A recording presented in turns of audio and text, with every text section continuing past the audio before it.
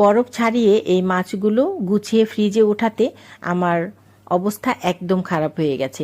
আমি আসলে বলতে চাচ্ছি না যে অনেক পরিশ্রম হয়েছে, এইটুক পরিশ্রম করা যেতেই পারে, সমস্যা নেই, কিন্তু আমার সমস্যা ছিল হাতে।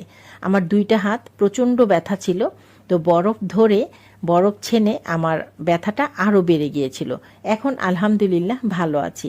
আর এরকম মাছ পেয়ে তখন কি আর বসে থাকতে ইচ্ছা করে? আর এই মাছগুলো যখন আমি হাতে পেয়েছি তখন আমাকে সাহায্য করার মতন কেউ ছিল না, তো আমাকে একাই করতে হয়েছে এই মাছগুলো সব গুছিয়ে ফ্রিজে উঠাতে।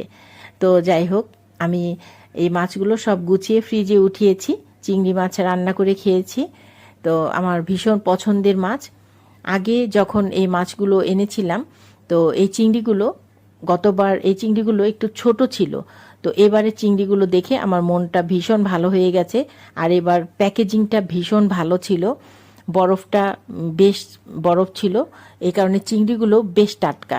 আর গতবার এই চিংড়িগুলো একটু নরম হয়ে গেছিল, আর চিংড়িগুলো আর একটু ছোট ছিল। তো যাই হোক, আজকে আমার এই মাছগুলো আমার ভীষণ পছন্দ হয়েছে। এখানে ইলিশ ছিল, রূপচাঁদা ছিল, আর ছিল চিংড়ি।